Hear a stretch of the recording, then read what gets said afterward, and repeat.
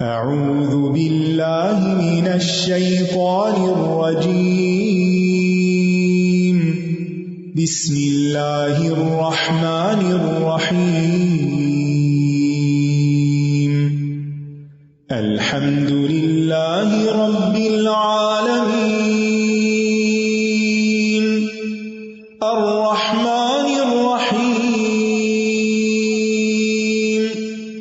مالک یوم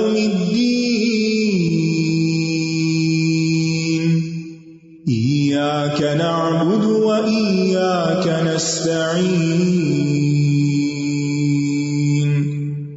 اهدنا الصراط المستقيم صراط الذين أنعمت عليهم غير المغضوب عليهم ولا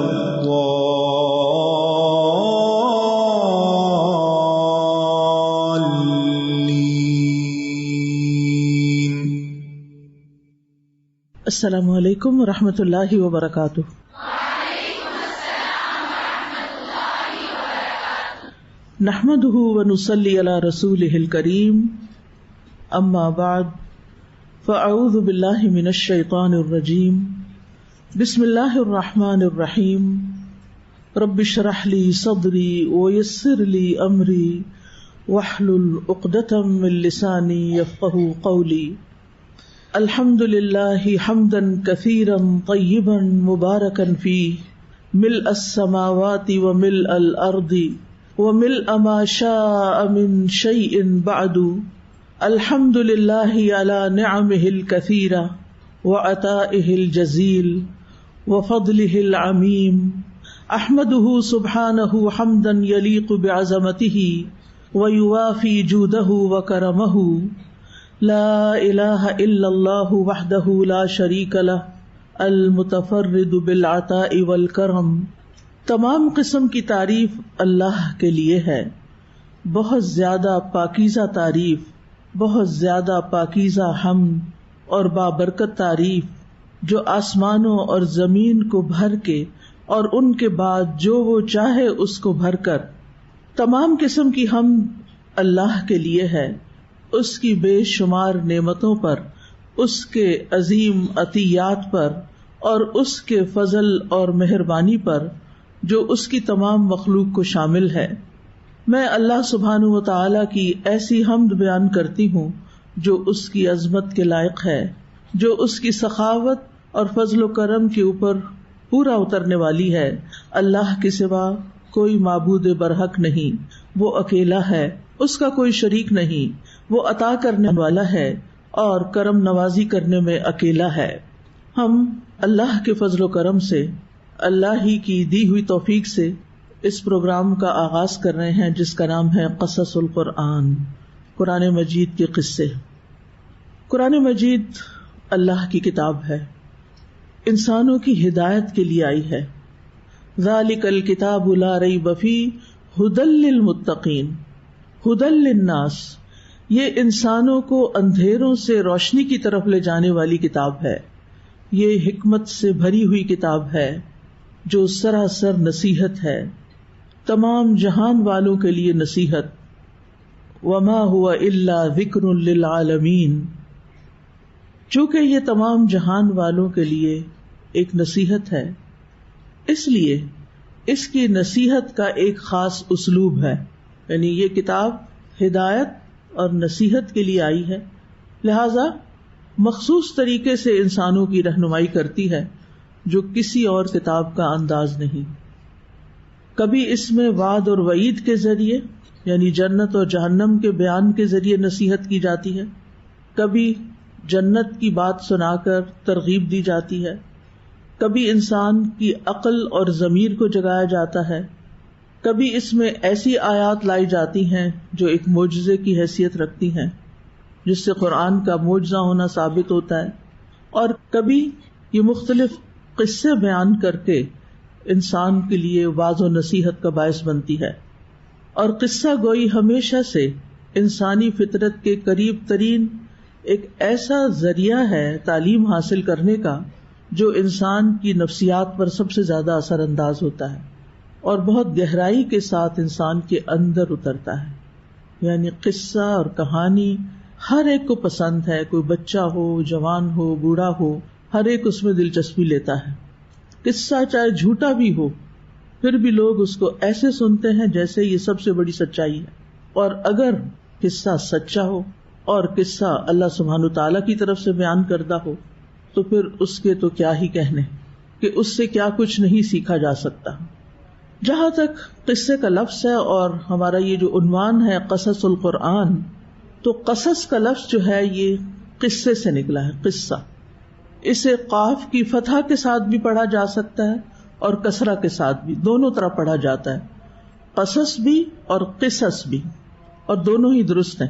ہو سکتا ہے کہیں آپ قصص پڑھیں اور آپ سوچیں کہ شاید ہم نے غلط پڑھ لیا قصص. نہیں، قصص بھی درست ہے اور قصص بھی درست ہے. اور یہ قص یقص قصن سے ہے، وقصصن، قصص اس کا مصدر بھی ہے. اس کا لغوی معنی ہے نشان قدم پر چلنا، یعنی جہاں کوئی قدم رکھے اور آگے بڑھ جائے تو پیچھے والا اس کے قدم پر قدم رکھے، اس کے آثار قدم کو فالو کرے. اسی طرح کسی کام کی تلاش میں جانا، کسی کام کے پیچھے لگ جانا. اللہ تعالیٰ کا فرمان ہے وقالت لأختہ قصیہ، اور اس نے موسیٰ کی بہن سے کہا، یعنی موسیٰ علیہ السلام کی والدہ نے موسیٰ علیہ السلام کی بہن سے کہا کہ اس بچے کے پیچھے پیچھے چلتی جاؤ. یعنی جدھر اس کی باسکٹ جاتی ہے جس میں موسیٰ علیہ السلام کو ڈالا گیا تھا، تم بھی پیچھے پیچھے جاؤ، یعنی اس کے آثار کو فالو کرو. اور اس وقت تک جب تک تم یہ نہ دیکھ لو کہ اس کو کون اٹھاتا ہے اور کون پکڑتا ہے، یہ کس کے پاس گیا ہے. اسی سے لفظ قصہ بمانے داستان بھی ہے، کیونکہ قصے میں بھی انسان قصہ سنانے والے کے فٹ سٹیپس کو فالو کر رہا ہوتا ہے. اس کی ہر بات پر بہت غور سے، یوں لگتا ہے کہ جیسے قصہ سنانے والا اس کی انگلی پکڑ کے جا رہا ہے اور وہ اس کے پیچھے پیچھے چلتا جا رہا ہے، اور اس میں سے کوئی بھی سیگمنٹ وہ مس نہیں کرنا چاہتا، یہاں تک کہ کہانی اپنے اختتام کو پہنچ جاتی. تو کسی چیز کو نقل کرنا یعنی اس کا بیان کرنا، اس کو قصہ کیوں کہتے ہیں؟ کیونکہ جو شخص قصہ بیان کرتا ہے یا کسی واقعے کو بیان کرتا ہے وہ اس کو تھوڑا تھوڑا کر کے بیان کرتا ہے اور اس واقعے کو فالو کر رہا ہوتا ہے، ایک بات کے بعد دوسری بات کی پیروی کر رہا ہوتا ہے. قصص کے کئی معنی قرآن مجید میں آئے ہیں. مثلاً بیان کرنا، خبر دینا، وہاں یہ کہانی کے معنوں میں نہیں ہے بلکہ محض نریٹ کرنے یا ریلیٹ کرنے کے لیے، یعنی کسی چیز کو بیان کرنے کے لیے. جیسے تلک القری نقص علیک من انبائہا، یہ بستیاں ہیں جن کی کچھ اہم خبریں ہم آپ کو بیان کر رہے ہیں. پھر اسی طرح تذکرہ کرنے کے معنوں میں یعنی کسی چیز کو مینشن کرنا یا مختصر طور پر بیان کرنا، تفصیل میں جائے بغیر کسی چیز کی خبر دینا.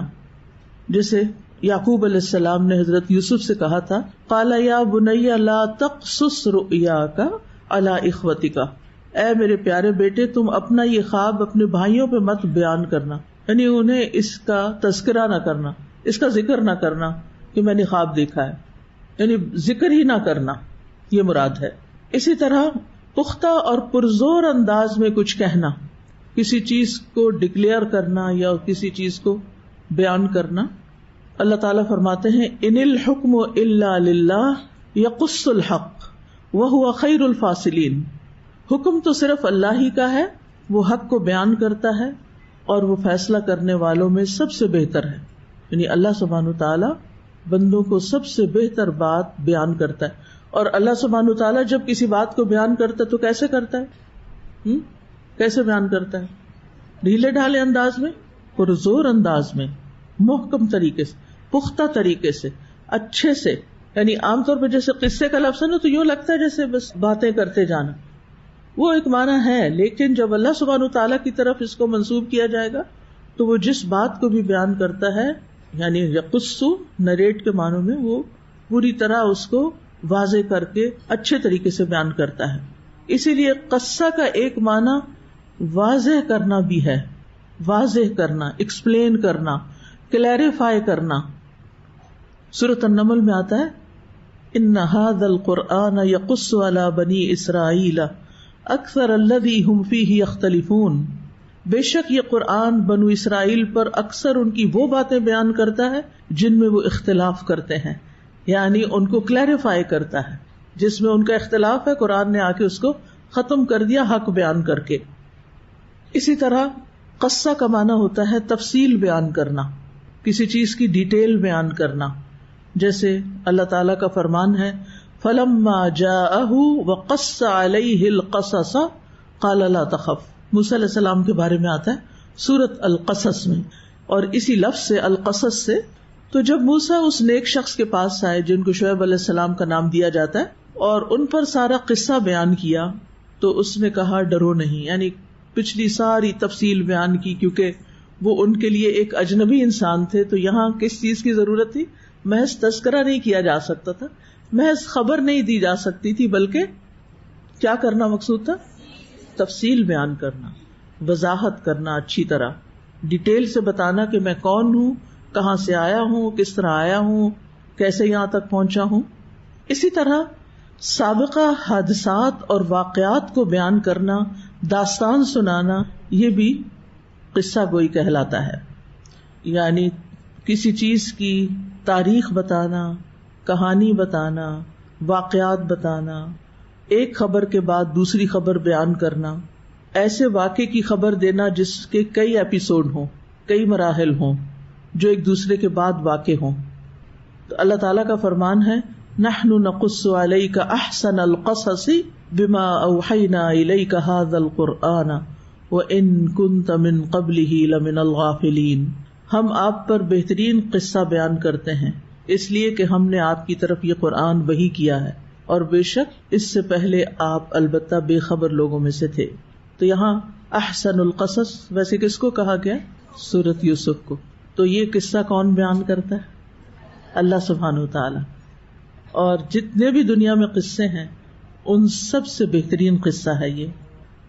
نحن نقص عليك احسن القصص بما اوحينا اليك هذا القرآن بما اوحينا اليك هذا القرآن وان كنت من قبله لمن الغافلین۔ اب سوال یہ پیدا ہوتا ہے کہ قصص القرآن سے کیا مراد ہے؟ یہ کون سے قصے ہیں؟ جب قصص القرآن کی بات کی جاتی ہے تو عام طور پر لوگ اس کو صرف قصص الانبیاء تک رکھتے ہیں، جبکہ قرآن مجید میں قصص الانبیاء کے علاوہ بھی قصے بیان ہوئے ہیں، کچھ طویل اور کچھ مختصر، کچھ افراد کے اور کچھ جماعت کے۔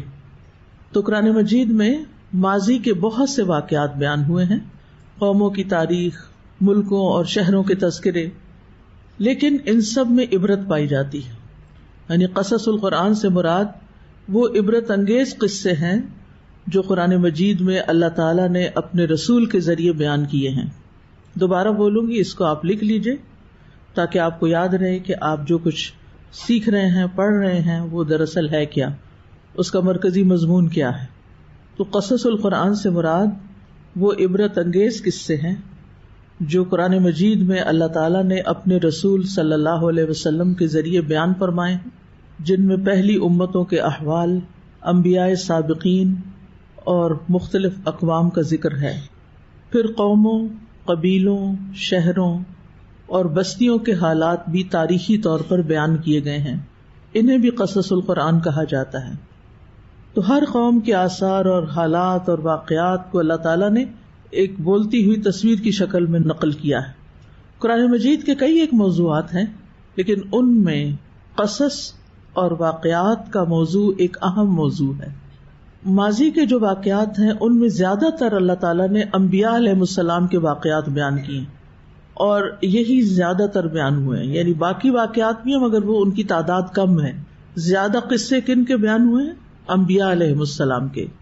لیکن ان کے علاوہ بھی بعض نیک یا نافرمان افراد یا اقوام کے واقعات بھی مختلف جگہوں پر بیان ہوئے ہیں۔ تو مجموعی طور پر قصص القرآن کی 3 اقسام ہیں، یعنی جتنے بھی قصے بیان ہوئے ہیں ان کو ہم 3 گروپس میں ڈیوائڈ کر سکتے ہیں. نمبر 1 انبیاء اور رسل کے قصے جو حوادث اور واقعات ان کو مومنوں کے ہمراہ اور کافروں کے ہمراہ پیش آئے، یعنی ایک قسم جو ہے وہ انبیاء اور رسولوں کے بارے میں ہے، اور جو واقعات ان کو پیش آئے چاہے وہ اہل ایمان کی طرف سے تھی یا پھر کفار کی طرف سے، ان کا انکار کرنے والوں کی طرف سے. تو قرآن کریم میں کل 27 انبیاء علیہم السلام کا ذکر آیا ہے اور ان کے واقعات بیان ہوئے ہیں. سورۃ النساء میں آتا ہے وَرُسُلًا قَدْ قَصَصْنَاهُمْ عَلَيْكَ مِن قَبْلُ وَرُسُلًا لَّمْ نَقْصُصْهُمْ عَلَيْكَ وَكَلَّمَ اللَّهُ مُوسَىٰ تَكْلِيمًا. اور اس سے پہلے ہم نے کئی رسولوں کے قصے آپ پر بیان کیے ہیں، اور کئی رسول ہیں جن کے قصے ہم نے آپ پر بیان نہیں کیے. تو اس سے کیا پتہ چلتا ہے کہ بعض انبیاء کا صرف نام آتا ہے، ان کا کوئی واقعہ یا قصہ یا ان کی کوئی تفصیل قرآن میں نہیں آتی، اور بعض کی بہت تفصیل آتی ہے. یعنی دونوں طرح کے نام ہیں، دونوں طرح کے لوگ ہیں. اور اللہ نے موسیٰ علیہ السلام سے کلام کیا جیسے کلام کیا جاتا ہے. پھر اسی طرح سورۃ غافر میں اللہ تعالیٰ فرماتے ہیں وَلَقَدْ أَرْسَلْنَا رُسُلًا مِّن قَبْلِكَ مِنْهُمْ مَنْ قَصَصْنَا عَلَيْكَ وَمِنْهُمْ مَنْ لَمْ نَقْصُصْ عَلَيْكَ وَمَا كَانَ لِرَسُولٍ أَنْ يَأْتِيَ بِآيَةٍ إِلَّا بِإِذْنِ اللَّهِ فَإِذَا جَاءَ أَمْرُ اللَّهِ قُضِيَ بِالْحَقِّ وَخَسِرَ هُنَالِكَ الْمُبْطِلُونَ. اور یقیناً آپ سے پہلے بھی ہم نے کئی رسول بھیجے جن میں سے بعض کا حال ہم نے آپ پر بیان کیا ہے، یعنی قصہ بیان کیا ہے، اور بعض کا حال ہم نے آپ پر بیان ہی نہیں کیا. یعنی آپ سے پہلے جو رسول گزرے ہیں ان میں سے کچھ کی تفصیل آپ کو بتائی ہے اور کچھ کے بارے میں ہم نے آپ کو کیا کیا، کچھ بھی نہیں بتایا. ٹھیک ہے، اس کی بھی کوئی حکمت ہوگی. اور کسی رسول کے لیے یہ قدرت نہیں کہ وہ اللہ کے اذن کے بغیر کوئی نشانی لے آئے. پھر جب اللہ کا حکم آ جائے گا تو حق کے ساتھ فیصلہ کر دیا جائے گا اور اس جگہ اہل باطل خسارے میں پڑ جائیں گے. یہ سورۃ غافر کی آیت نمبر 78 ہے. تو یہ تھی پہلی قسم قصوں کی، کیا؟ انبیاء اور رسل کے قصے. شابش. نمبر 2 انبیاء کے علاوہ دیگر لوگوں کے قصے.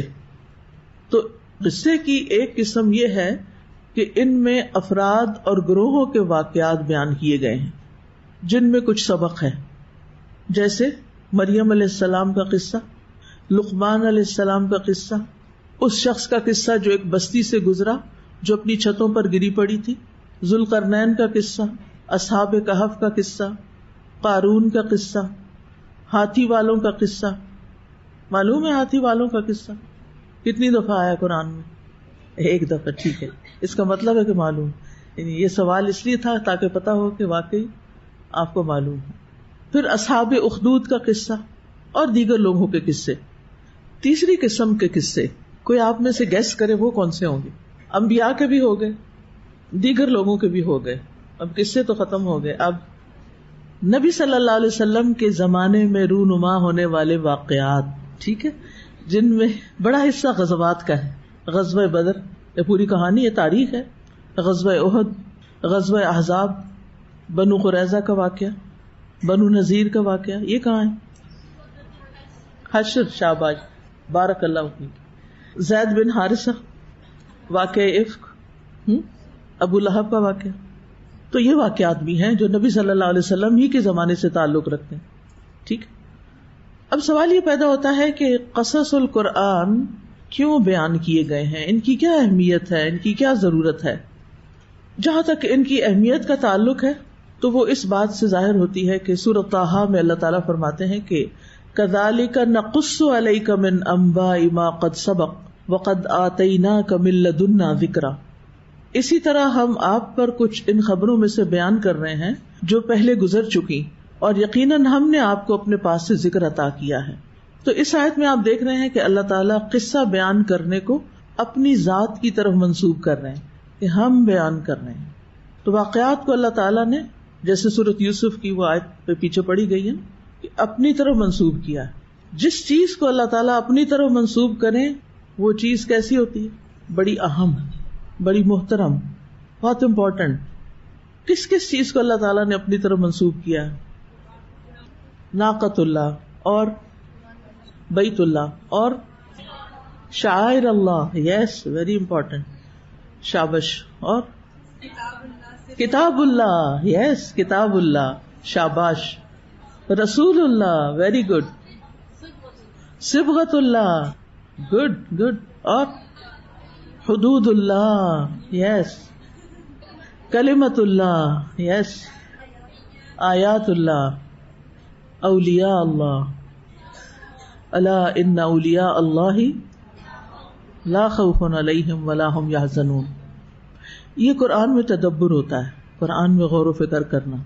اب انشاءاللہ جب آپ پڑھیں گے نا، تلاوت کریں گے، تو جہاں اللہ کا لفظ آئے گا نا، وہ قرآن مجید ملتے ہیں نا جہاں اللہ کا لال لال لکھا ہوتا ہے، تو اگر آج آپ جا کے تھوڑا سا دیکھیں نا کھول کے ورکے اللہ کے ساتھ کیا لفظ آیا ہے پیچھے، اگر اسم ہوگا تو وہ پھر نسبت ہو، مضاف مضاف الیہ بھی بن جاتا ہے. ٹھیک ہے، لیکن ضروری نہیں کہ صرف مضاف مضاف الیہ کے طور پر، یہاں اللہ تعالیٰ اس کو اپنا فعل قرار دیتے ہیں. اب دیکھیں، ایک اللہ تعالیٰ کے نام ہوتے ہیں، ایک اللہ تعالیٰ کی صفات ہوتی ہیں، اور ایک اللہ سبحانہ وتعالیٰ کے افعال ہوتے ہیں. ایک دن میں نماز پڑھ رہی تھی تو میں سورۃ الفیل شروع کی، مجھے اتنا مزہ آیا پڑھ کے، کبھی میں نے غور نہیں کیا تھا.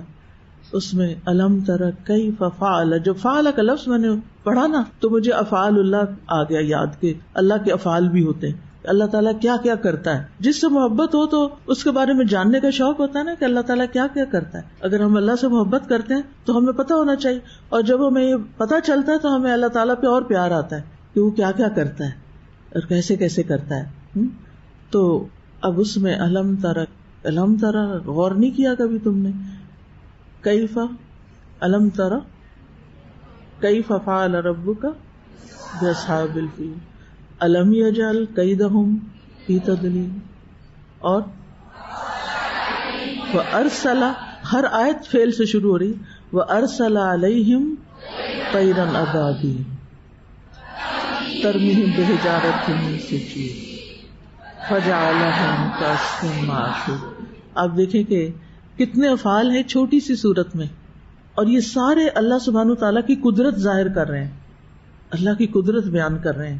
تو ایک ہیبت بھی آتی کہ اللہ تعالیٰ تو کچھ بھی کر سکتا ہے، اور اس کے مقابلے میں کوئی اور ایسا نہیں کہ جو یہ سب کر سکے. تو اس طرح قرآن پڑھتے ہوئے نا کبھی افعال کو تلاش کیا کریں، سارے فعل نہیں، اللہ سبحانہ وتعالیٰ کے افعال. کبھی اسماء کے اوپر غور کیا کریں، کبھی صفات کو دیکھا کریں. ٹھیک ہے، تو اس سے اللہ تعالیٰ کی معرفت ہوتی. اللہ سبحانہ وتعالیٰ کی پہچان، معرفت جس طرح قرآن مجید سے ہوتی ہے وہ کسی اور چیز سے نہیں ہوتی. بس شرط یہ ہے کہ ہم اس پہ غور و فکر کریں. اور جتنا جتنا انسان کو اللہ سبحانہ وتعالیٰ کا تعارف حاصل ہوتا جاتا ہے، اتنا ہی قرب بڑھتا جاتا ہے، اتنی محبت بڑھتی جاتی. پھر اس کے نتیجے میں تقویٰ بھی آتا ہے، پھر اس کے نتیجے میں توکل بھی آتا ہے، اس کے نتیجے میں انسان کے اندر سے خوف اور غم اور فکر اور پریشانیاں بھی اتنی تیزی سے نکل جاتی ہیں، کیونکہ اس کو پتا ہوتا ہے کہ میرے ساتھ ایک وہ ہستی ہے جو اتنی پاورفل ہے جتنی اس کی مخلوق میں سے کوئی بھی نہیں ہے، اور میں اس پر ایمان رکھتی ہوں، میں اسی سے دعائیں کرتی ہوں. پھر دعا کے اندر بھی ایک یقین پیدا ہوتا ہے اور ایک لطف پیدا ہوتا ہے، پھر عبادت کی لذت حاصل ہوتی، پھر خشوع بھی آتا ہے. یہ وہ چیز ہے نا جو ہم میں سے ہر شخص چاہتا ہے کہ اس کی زندگی میں ہو. ہم بعض اوقات اپنے آپ سے تنگ پڑتے ہیں کہ پڑھتے بھی رہتے ہیں پھر بھی دل کی حالت نہیں بدلتی. تو اللہ کی پہچان سے دل کی حالت بدلتی ہے، اور اللہ کی پہچان خود اللہ تعالیٰ نے جیسی کرائی ہے نا ویسی کوئی کرا ہی نہیں سکتا، کسی کو پتہ ہی نہیں اس طرح. اور اس کے بعد رسول اللہ صلی اللہ علیہ وسلم نے.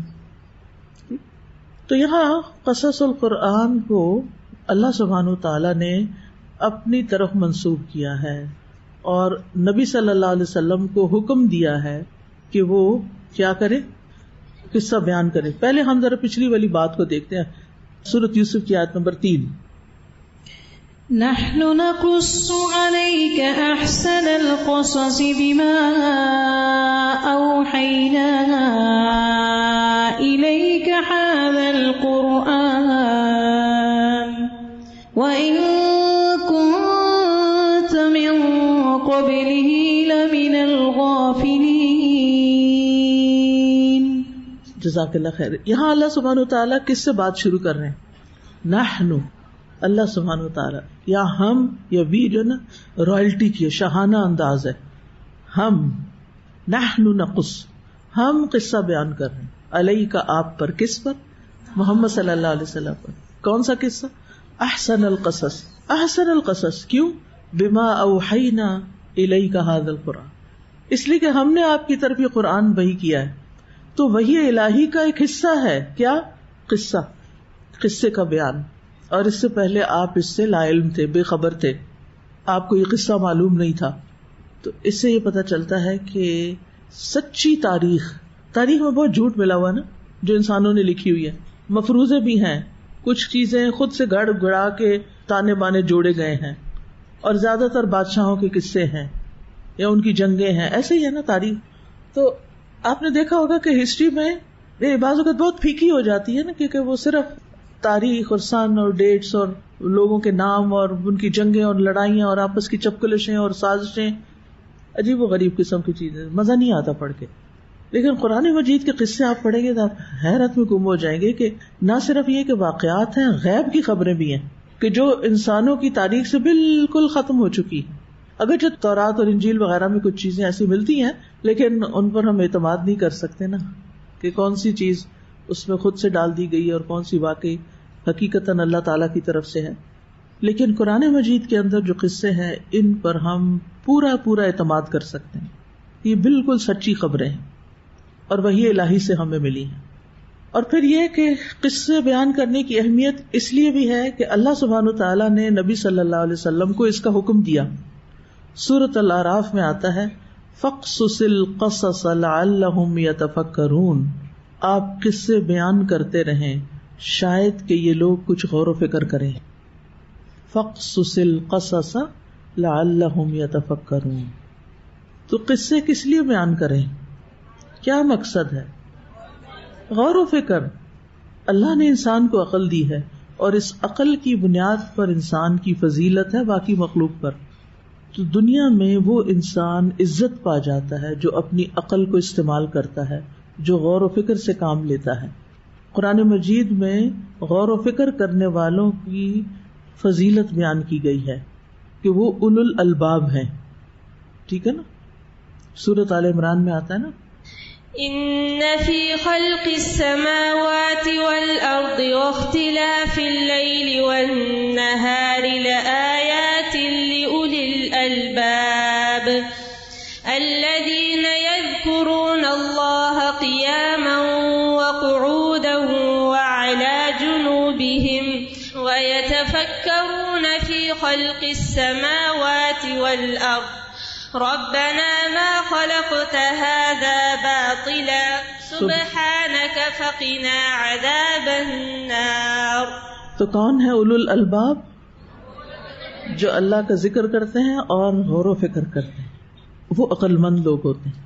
ہم میں سے ہر شخص عقل مند کہلانا چاہتا ہے لیکن عقل سے کام نہیں لیتا. تو ہمیں غور و فکر کی عادت ہونی چاہیے اور اس کے لیے دعا بھی کیا کریں کہ اللہ تعالیٰ مجھے اس میں سے سجھا دے، سکھا دے، جو آپ اس کے ذریعے مجھے سکھانا چاہتے ہیں، جس کے لیے آپ نے یہ آیت بیان کی ہے، مجھے وہ بات سمجھ آ جائے. امام ابن تیمیہ تھے نا، تو بعض اوقات انہیں کوئی بات سمجھ نہیں آتی تھی تو سب کچھ پڑھنا لکھنا چھوڑ کے، نہیں کہ اور زیادہ کتابیں پڑھنے لگتے تاکہ میں سمجھوں، کیونکہ ہم تو یہ کہتے ہیں نا اچھا نہیں سمجھ آئی تو یہ کتاب دیکھ لیں. عادتاً ایسے ہی کرتے ہیں، گوگل پہ سرچ کرنے لگتے ہیں، یہ ڈکشنری دیکھ لیں، فلاں دیکھ لیں، بات سمجھ آ جائے. وہ سب کچھ چھوڑ کے صرف دعا کرنے بیٹھ جاتے تھے. یا معلم ابراہیم علمنی و یا مفہم سلیمان فہمنی. اے ابراہیم کو سکھانے والے. کس نے سکھایا تھا ابراہیم علیہ السلام کو کہ یہ سورج چاند ستارہ جو ہے یہ خدا نہیں ہو سکتے؟ تو ان کا معلم کون تھا؟ اللہ ہی نے سکھایا. تو یا معلم ابراہیم علمنی، اللہ مجھے بھی علم دے، مجھے بھی علم چاہیے. رب زدنی علما، کیونکہ علم کی وجہ سے ہی آگے پڑھیں گے آپ آدم علیہ السلام کے قصے میں، علم ہی کی وجہ سے آدم علیہ السلام کو شرف ملا، ملائکہ کا سجدہ ملا. تو علم جو ہے نا وہ معمولی چیز نہیں، سب سے بڑی دولت ہے جس کے پیچھے بھاگنا چاہیے انسان کو، اور جس کے لیے محنت کرنی چاہیے، اور جس کے لیے وقت لگانا چاہیے. تو ہم دیکھتے ہیں کہ وہ دعا کر رہے ہیں اور ایک دفعہ نہیں، ریپیٹڈلی یہی پڑھے جا رہے ہیں. وَيَا مُفَهِّمَ سُلَيْمَانَ فَهِّمْنِي، اور اے سلیمان کو سمجھا دینے والے مجھے بھی سمجھا دے، مجھے یہ بات سمجھ آ جائے. پھر جس طرح اللہ تعالیٰ سمجھاتا ہے نا وہ تو کوئی بھی نہیں سمجھا سکتا، نہ کوئی استاد نہ کوئی کتاب. ہر چیز کتابوں میں کوئی نہیں ہے، ہر چیز گوگل پہ نہیں ہے. ٹھیک ہے نا. ہم یہ ٹریولنگ کر رہے تھے نا پچھلے 1-1.5 مہینے سے، تو جب ہم گوگل میپس پہ جاتے تو اب پاکستان میں تو بہت سی گلیوں کے نمبر ہی کوئی نہیں ہے، اور بہت سی جگہوں کے کوئی نام نشان نہیں، نہ سڑک کا نام نہ. اب وہ کیا ہوتا تھا، ایک جگہ جا کے تو اسٹاپ ہو جاتا تھا، نہ دائیں نہ بائیں، لاسٹ. اب کیا کریں، اب ہدایت کہاں سے آئے؟ تو انسان جتنی بھی کوشش کر لے، انسان پرفیکٹ نہیں ہو سکتا. لیکن اللہ سبحانہ و تعالیٰ کی طرف سے جو وحی آئی ہے نا، یہ وحی الہی، اس کے اندر جو ہدایت ہے، اس کے اندر جو گائیڈنس ہے، وہ کہیں بھی نہیں ہے. اور یہی powerful healer of the heart ہے، یعنی ہمارے دلوں کے لیے شفا ہے جو کہیں بھی نہیں ہے. اور تو اس لیے اس کو معمولی چیز نہ سمجھیں، اور ان قصوں کو بھی معمولی نہ سمجھیں. یہ آپ کو غور و فکر کی دعوت دیتے ہیں. یہ صرف ایک کہانی کے طور پہ سن کے نہیں اٹھ جانا، بلکہ خود بھی جا کے غور و فکر کرنا ہے. پھر اسی طرح ہم دیکھتے ہیں کہ باقی انبیاء بھی اپنے سے پہلی اقوام کے قصے بیان کرتے تھے. جیسے شعیب علیہ السلام نے اپنی قوم سے کہا، وَيَا قَوْمِ لَا يَجْرِمَنَّكُمْ شِقَاقِي أَن يُصِيبَكُم مِّثْلُ مَا أَصَابَ قَوْمَ نُوحٍ أَوْ قَوْمَ هُودٍ أَوْ قَوْمَ صَالِحٍ وَمَا قَوْمُ لُوطٍ مِّنكُم بِبَعِيدٍ. اور اے میری قوم، میری مخالفت تمہیں اس بات پر ہرگز آمادہ نہ کرے کہ تم اللہ کی نافرمانی پہ اتر آؤ، اور تمہیں بھی ان کی مانند عذاب پہنچے جیسا قوم نوح یا قوم ہود یا قوم صالح کو پہنچا، اور قوم لوط تو تم سے کچھ بھی دور نہیں. تو یہ شعیب علیہ السلام اپنی قوم کو پچھلے واقعات کے ریفرنس سے سمجھا رہے ہیں. تو قرآنی قصے سب سے بہترین قصے ہیں جن کے اندر ہدایت ہے، سبق ہے، نصیحت ہے، اور اللہ تعالیٰ نے ان کی خود یہ صفت بیان کی ہے کہ یہ بہترین قصے ہیں. دوسری بات یہ کہ ان کا اسلوب بہت مؤثر ہے، کیونکہ جس بات پر ہمیں یقین ہوتا نہیں یہ سچی بات ہے، وہ اثر دل پہ زیادہ کرتی ہے. اور پھر ایک ان میں بہت سی حکمتیں ہیں اور عبرتیں ہیں اور نصیحتیں ہیں، اور بہت نفع ہے ان میں، فائدہ مند ہے. پھر آپ دیکھیں کہ غیر ضروری تفصیلات نہیں ہیں. انسانوں کے بیان کردہ قصوں سے ان کا انداز بالکل مختلف ہے، یعنی بامقصد قصے. دوسرے لفظوں میں آپ کیا کہہ سکتے ہیں کہ محض انٹرٹینمنٹ نہیں ہے، بلکہ بامقصد قصے ہیں. جن جن باتوں سے انسان کو کچھ سیکھنا چاہیے، کچھ فائدہ حاصل ہوتا ہے، ان کا ذکر کیا گیا ہے قصوں میں. اور بعض اوقات ایک قصہ کئی جگہ بیان ہوا ہے، اور وہاں کانٹیکسٹ میں صرف اس حصے کو بیان کیا گیا جتنا وہ اس سے ریلیونٹ ہے، سارے کا سارا نہیں پھر دوبارہ دہرایا گیا. اور سب سے نمایاں خوبی کیا ہے کہ یہ سارے کے سارے بالکل برحق قصے ہیں. جیسے سورۃ آل عمران میں اللہ تعالیٰ فرماتے ہیں، ان ھذا لہو القصص الحق وما من الہ الا اللہ وان اللہ لہو العزیز الحکیم. یقیناً یہ بالکل سچا قصہ ہے اور اللہ کے سوا کوئی الہ برحق نہیں، اور بے شک یقیناً وہ بہت زبردست خوب حکمت والا ہے. تو گویا ان قصوں کو پڑھنے میں فائدے ہی فائدے ہیں، نفع ہی نفع ہے. اس سے غور و فکر کا طریقہ بھی آئے گا، اس سے ہدایت بھی ملے گی، نصیحت ملے گی. یہ ہماری زندگیوں میں ایک روشنی لائے گا، اور ان کے پڑھنے سے انشاءاللہ ہماری زندگیوں میں تبدیلی آئے گی، کیونکہ انسانوں کے ساتھ اپنے آپ کو زیادہ ریلیٹ کر سکتا ہے. تو اللہ سبحانہ وتعالیٰ نے یہ قصے بیان بھی عبرت اور نصیحت کے لیے کیے ہیں، لہٰذا ہمیں ان سے کئی عبرتیں بھی ملیں گی. سورۃ یوسف کی آیت نمبر 111 میں اللہ تعالیٰ فرماتے ہیں، لقد كان في قصصهم عبرة لأولي الألباب ما كان حديثا يفترى ولكن تصديق الذي بين يديه وتفصيل كل شيء وهدى ورحمة لقوم يؤمنون. اور البتہ ان قصوں میں عقل والوں کے لیے ایک عبرت ہے. یہ ایسی بات نہیں جو گھڑ لی گئی ہو، بلکہ یہ اس چیز کی تصدیق ہے جو اس سے پہلے ہے، اور ہر چیز کی تفصیل ہے، اور ان لوگوں کے لیے ہدایت اور رحمت ہے جو ایمان لاتے ہیں. انبیاء کے واقعات خاص طور پر نبی صلی اللہ علیہ وسلم کے دل کو ثبات اور آپ کو ثابت قدمی عطا کرنے کے لیے بیان کیے گئے تھے. یعنی ان واقعات کو بیان کرنے کا ایک اور مقصد قرآن نے کیا بتایا کہ نبی صلی اللہ علیہ وسلم کے دل کو جما دیا جائے، کیونکہ آپ بہت سی مشکلات، ہارڈ شپس فیس کر رہے تھے. اس سے پھر آپ کے اندر اطمینان ہوگا کہ یہ مشکلات صرف مجھے ہی پیش نہیں آئی بلکہ مجھ سے پہلے انبیاء پر بھی آئی ہیں. تو اس طرح جب آپ کے اندر اطمینان ہوگا تو دیگر مومن بھی مطمئن ہو جائیں گے. کیونکہ اگر لیڈر گھبرا جائے، لیڈر کے اندر بے چینی ہو، لیڈر پینک ہو جائے، پھر کیا ہوتا ہے؟ اگر گھر میں کبھی امی رونے لگ جائیں تو آپ کو کچھ ہوتا ہے؟ کیونکہ آپ اپنے ہر غم جا کے امی کو بتاتے ہیں، اور اگر امی رو رہی ہوں تو پھر کدھر جائیں گے، پھر کیا کریں گے؟ میں آپ سب بچیوں کو خاص طور پر یہ نصیحت کروں گی کہ بچوں کے سامنے کبھی کمزور نہ پڑیں، ورنہ وہ آپ سے ناجائز فائدہ اٹھائیں گے. ٹھیک ہے، ایک اسٹرانگ وومن کے طور پر ان سے معاملہ کریں. آپ پیار کریں، محبت کریں، لیکن ان کے سامنے اس طرح نہ ہو کہ مجھے تو کچھ پتا ہی نہیں، میں تو کچھ جانتی ہی نہیں، بیٹا تم مجھ سے زیادہ جانتے ہو. آج کل کے بچے بہت شارپ ہیں، یہ بڑے ذہین ہیں، ہم سے آگے نکل گئے. یہ کیا باتیں ہیں؟ کیسے آگے نکل سکتے ہیں؟ آپ ہیں، آپ ماں ہیں. چونکہ مائیں اس طرح کی باتیں کرتے ہیں نا. اچھا، اب یہ باتیں بچوں پر کیسے اثر انداز ہوتی ہیں؟ ان کو شے مل جاتی کس بات کی؟ ہماری ماں کو تو کچھ پتا ہی نہیں، وہ تو دنیا کو جانتی ہی نہیں، لہٰذا ہم جیسے چاہیں اس کو ڈوش دے جائیں، ہم جیسے چاہیں اس کے ساتھ ڈیل کر لیں. بچے پھر فائدہ اٹھاتے ہیں، خاص طور پر ٹیکنالوجی کے معاملے میں.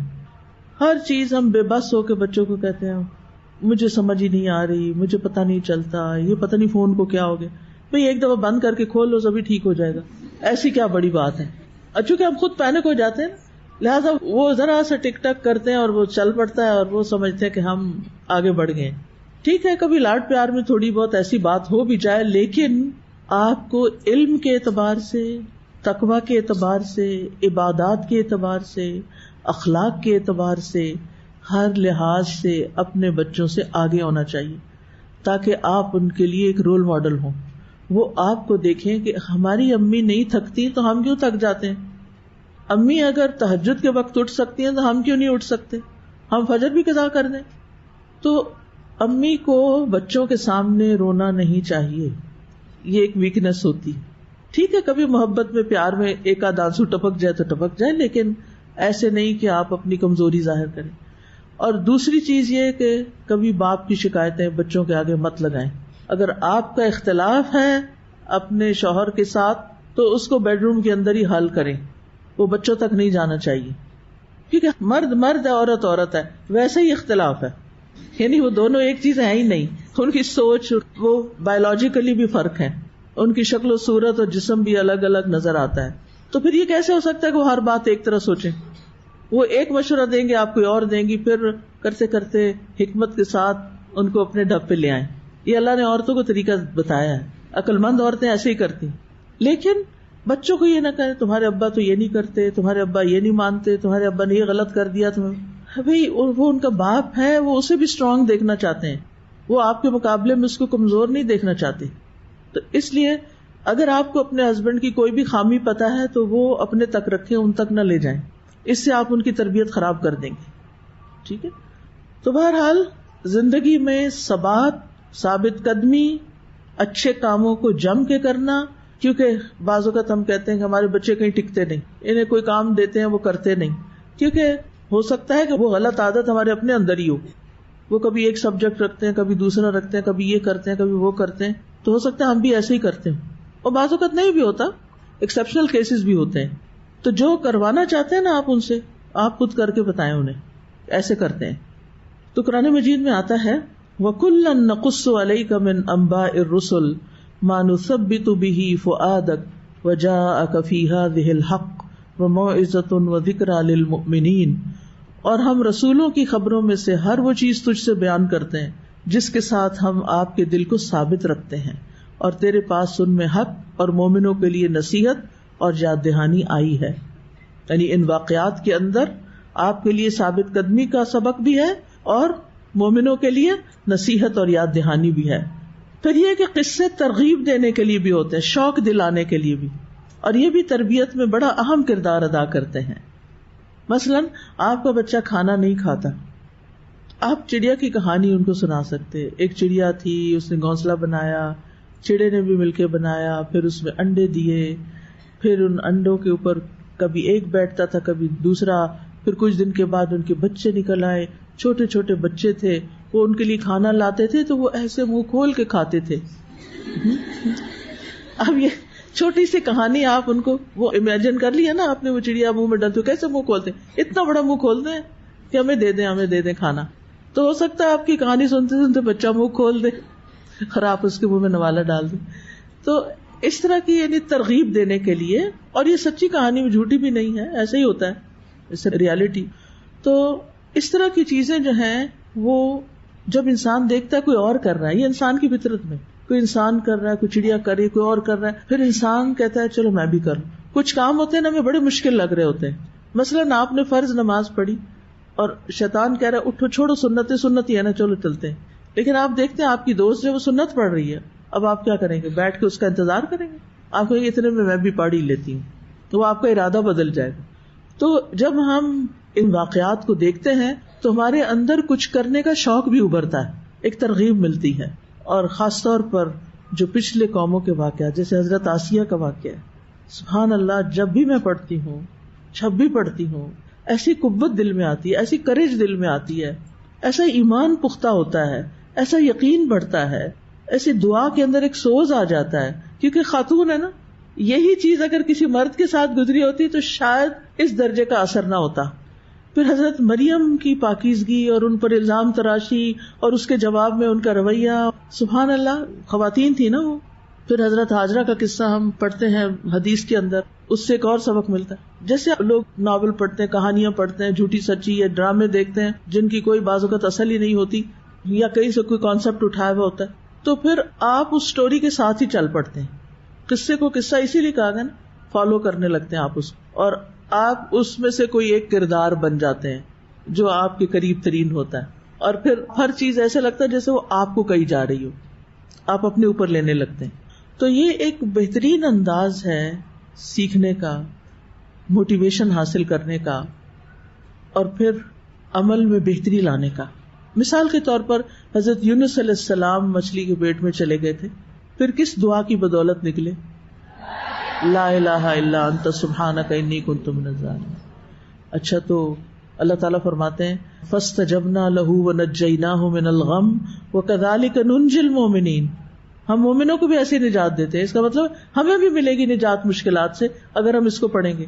تو اس واقعے سے ہم اپنے لیے یہ سبق لے لیتے ہیں, اور ہم توجہ سے آیت کریمہ پڑھنا شروع کر دیتے ہیں اپنے کسی بھی غم کے لیے, کہ یہ غم کا علاج بتایا گیا قرآن میں.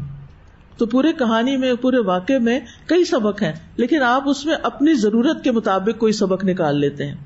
پھر اسی طرح ان واقعات سے ایک بڑی اہم بات ہمیں پتہ چلتی ہے کہ انجام ہمیشہ انہی کے حق میں ہوا جو حق پر تھے, وہی فتح یاب ہوئے, اور قیامت کے دن بھی وہی ہوں گے کہ انا لننصر رسلنا والذین آمنوا فی الحیات الدنیا ویوم یقوم الاشہاد. یقیناً ہم اپنے رسولوں کی اور ان لوگوں کی جو ایمان لائے ہیں دنیا کی زندگی میں ضرور مدد کریں گے, اور اس دن بھی جب گواہ کھڑے ہوں گے. تو یہ بھی انسان کو بہت ایک تسلی دینے والی بات ہے.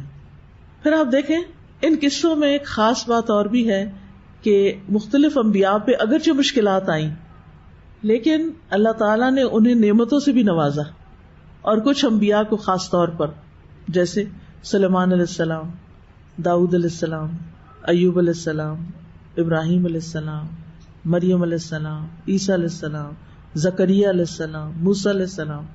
تو ان کو جو جو کامیابیاں ملی, جو نعمتیں ملی, یا جس طرح وہ اپنا کام کر گئے, تو اس سے انسان کے اندر ایک تقویت آتی ہے اور انسان کو اپنی نعمتیں یاد آنے لگتی ہیں. پھر اللہ تعالیٰ کے عدل کا بیان بھی پتہ چلتا ہے کہ کس طرح اللہ تعالیٰ نے انکار کرنے والوں, کفر کرنے والوں, انبیاء کو جھٹلانے والوں کو کیسی کیسی سخت سزا دی. یعنی ان واقعات کا خلاصہ اینڈ کیا ہوا, نوح علیہ السلام کے واقعے کے اختتام پر کیا ہوا, ہود علیہ السلام کے واقعے کے اختتام پر کیا ہوا, صالح علیہ السلام کے واقعے کے اختتام پر کیا ہوا, کس کو فتح ملی, کس کو کامیابی ہوئی, ایمان والوں کو. اور اس سے پتہ چلتا ہے کہ اللہ تعالیٰ بہت انصاف کرنے والا ہے, حق کا ساتھ دیتا ہے. پھر اسی طرح قرآن کی سچائی بھی پتہ چلتی ہے. نبی صلی اللہ علیہ وسلم کی نبوت کا اس بات ہے، کیونکہ آپ نبی تھے اس لیے آپ یہ سارے واقعات بیان کر پائے، کیونکہ وحی کے ذریعے آپ کو دیے گئے تھے.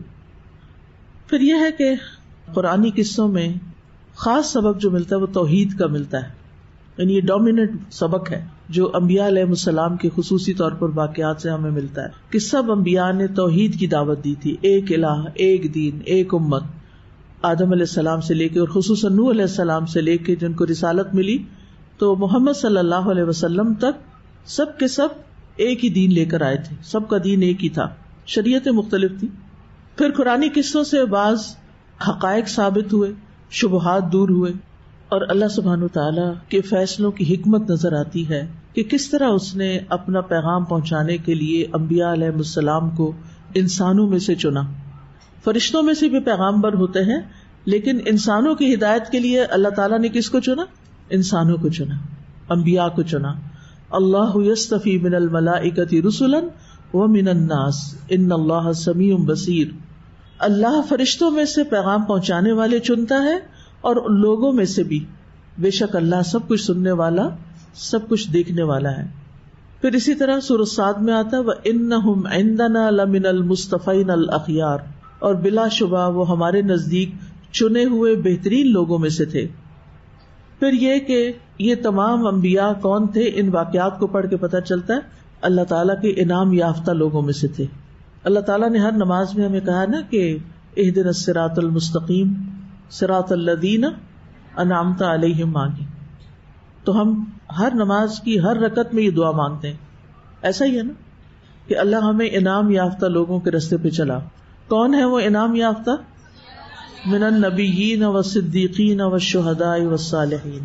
تو اس لیے بھی خاص طور پر انبیاء کے واقعات کو پڑھنا چاہیے تاکہ ہمیں اپنی اس دعا کے مطابق عملی نمونے بھی نظر آئیں کہ ہم اپنی عملی زندگی میں ان کو اپنا سکیں.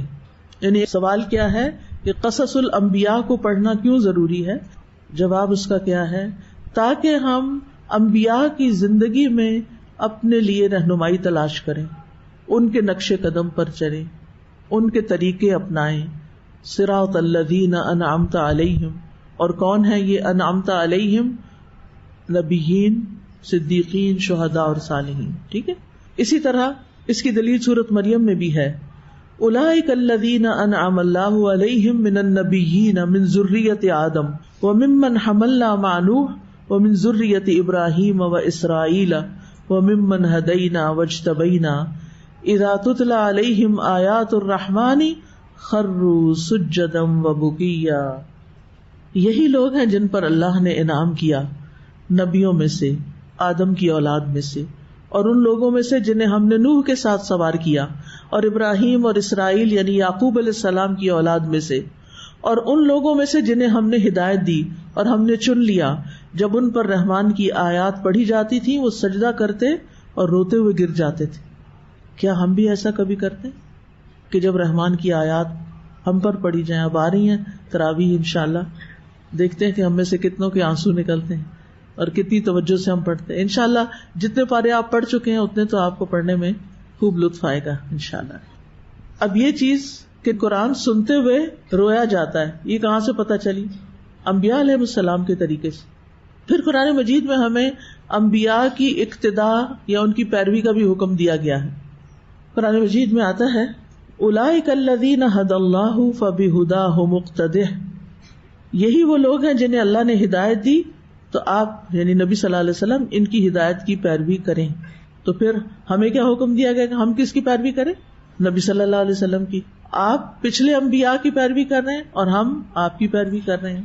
اور خاص طور پر جو دین کے داعی ہیں، دین کا پیغام پہنچانے والے ہیں، ان کو تو انبیاء کے واقعات ضروری پڑھنے چاہیے تاکہ ان کے دل مضبوط ہوں، ان کو تبلیغ دین کا طریقہ آئے، وہ حکمت سیکھیں جو انبیاء علیہ السلام کے اندر تھی، تاکہ ان کے عزائم میں کسی قسم کی کمی نہ آئے اور ان کو اس رستے پر ثابت قدمی نصیب ہو.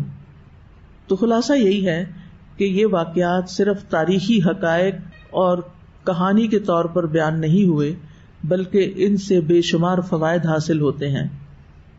شیخ الاسلام ابن تیمیہ کہتے ہیں ان واقعات کو بیان کرنے میں مومنین کے لیے انبیاء سے متعلق ایک سبق ہے. کیا سبق ہے؟ کہ مومنوں کو بھی آزمائش میں ضرور ڈالا جائے گا. مومنوں کو بھی آزمائش میں ضرور ڈالا جائے گا، اور جب ان کو آزمائش میں ڈالا جائے تو وہ مایوس نہ ہو. سمجھ آئی؟ اگر آپ دین کا پیغام پہنچائیں گی آگے تو آپ کو مشکلات آئیں گی، اور یہ مشکلات کس کی سنت ہے؟ انبیاء کی. اور انبیاء مایوس نہیں ہوئے، لہٰذا ہمیں بھی اس رستے پہ چلتے ہوئے چاہے مشکلات ہوں مایوس نہیں ہونا، اور ان کو جان لینا چاہیے کہ ان آزمائشوں میں ان کو بھی ڈالا گیا جو ان سے بھی افضل ہستیاں تھیں، اور ان کا انجام بخیر ہوا. یعنی یہ اللہ کے محبوب بندے تھے، انہیں آزمایا گیا، لیکن الٹیمیٹلی انجام کار ان کو کامیابی حاصل ہوئی. تو شک کرنے والوں کو یقین کرنا چاہیے، گناہگار کو توبہ کر لینی چاہیے، اور مومنوں کے ایمان کو مضبوط ہو جانا چاہیے. بس ایسا کرنے ہی میں انبیاء علیہ السلام کی درست پیروی ہے. اور انبیاء کو اس لیے بھی بھیجا گیا تاکہ لوگوں کے پاس کوئی حجت نہ رہے کہ ہمیں کسی نے کچھ سکھایا نہیں، بتایا نہیں. باقی قوموں کے پاس تو ان کے وقت کا نبی ہوتا تھا نا، وہ اسی سے بس سبق سیکھتے تھے. اور ہمارے پاس کیا ہے؟ قرآن مجید میں 27 انبیاء کا ذکر ہے. ان سب سے سیکھنے کی ضرورت ہے، اور مختلف نمونے ملتے ہیں ہمیں. ایک طرف شکر گزار مالدار بادشاہ اور نبی جیسے سلیمان علیہ السلام، دوسری طرف عادل حکمران کا نمونہ داؤد علیہ السلام اور ذوالقرنین کا واقعہ، پھر آزمائش پر اور تکلیف پر صبر کرنے والوں کا نمونہ ایوب علیہ السلام، پاک دامن نوجوان کا نمونہ یوسف علیہ السلام. یہ سارے ہمارے لیے کیا ہیں؟ بہترین رول ماڈل ہیں. اسی قسم کی آزمائشیں ہوتی ہیں. کبھی دولت کی آزمائش ہوتی ہے، مل جاتا ہے تو آزمائش ہوتی. تو جن لوگوں کو اتنا کچھ ملا ان کی زندگیاں کیسے تھیں؟ تو قرآن مجید میں کچھ واقعات ایسے ہیں جو صرف ایک ہی بار بیان ہوئے ہیں، یعنی طریقہ کار بتا دیتی ہوں اختتام پر. کچھ با تکرار آتے ہیں، جیسی ضرورت جیسی مصلحت کا تقاضا ہوتا ہے. کبھی تفصیل سے آتا ہے، کبھی اختصار سے، کبھی نرم انداز میں، کبھی سخت انداز میں. کبھی قصے کا ایک پہلو زیادہ لیا جاتا ہے، کبھی دوسرا پہلو. مثال کے طور پر ابراہیم علیہ السلام کا ذکر 20 جگہوں پہ آیا ہے، اور ہر مقام میں نئی عبرتیں اور سبق ہیں. موسیٰ علیہ السلام کا قصہ تو ہر سپارے میں ہی آیا ہے، اور اس میں بھی بہت سے سبق ہیں. اور پھر تکرار سے یہ بات بھی پتہ چلتی ہے کہ اس قصے کی زیادہ اہمیت ہے، اور تاکید کے لیے ایک بار بھی جو بیان کیا گیا ہے وہ تاکہ لوگوں کے دلوں میں بیٹھ جائے، یہیں سے سبق لے لیں جو لینا ہے. اسی طرح ہمیں وہ واقعات اور اس زمانے کے لوگوں کے مزاج اور نفسیات کا بھی پتہ چلتا ہے. اور آج جب ہم ویسے ہی لوگ دیکھتے ہیں تو انسان سبق نے کنکلوڈ کرتا ہے انسان نہیں بدلا، حالات بدل گئے، انسان نہیں بدلا. انسان وہی ہے جس طرح انہوں نے پیغمبروں کے ساتھ معاملہ کیا. آج بھی دین والوں کے ساتھ کچھ ملتے جلتے معاملات ہی ہوتے ہیں. اس سے قرآن کی بلاغت بھی واضح ہوتی ہے، یعنی مختلف انداز سے جو واقعات بیان ہوتے ہیں. اور قرآن کی سچائی بھی کہ کنٹراڈکشن نہیں ہے کہ کہیں ایک طرح کی بات اور پھر اس قصے کو دوسری جگہ جھٹلا دیا گیا، ایسا نہیں ہے. تو حاصل کلام کیا، خلاصہ کیا ہے کہ اللہ تعالیٰ نے قرآن مجید کو انسان کی ہدایت اور نصیحت کے لیے نازل کیا ہے. اللہ تعالیٰ نے قرآن میں سابقہ انبیاء اور قوموں کے واقعات اس لیے بیان کیے ہیں تاکہ انسان عبرت اور نصیحت حاصل کرے. پھر یہ کہ قرآنی قصے سب سچے ہیں، سب سے اچھے اور نفع بخش ہیں. ان میں ہمارے لیے بہت سے سبق اور نشانیاں ہیں، ان میں ترغیب بھی ہے اور تثبیت کے لیے بھی ہیں. تو اللہ تعالیٰ سے دعا ہے کہ وہ ہمیں ان کی گہرائی تک پہنچائے اور ہم ان سے بہترین سبق سیکھیں اور ہماری زندگیوں میں بہترین تبدیلی آئے. تو انشاءاللہ کل سے ہم آدم علیہ السلام کا قصہ شروع کریں گے انشاءاللہ، جو کہ قرآن مجید میں وارد ہونے والا پہلا قصہ ہے. اور اس اعتبار سے بھی کہ پہلے انسان ہے وہ، اور پہلے نبی بھی ہیں، اور بہت سی اور چیزیں ہیں ان کی خصوصیات میں سے. تو انشاءاللہ ہم دیکھیں گے. جزاکم اللہ خیرا. سبحانک اللہم و بحمدک، اشہد ان لا الہ الا انت، استغفرک و اتوب الیک. السلام علیکم و رحمۃ اللہ وبرکاتہ.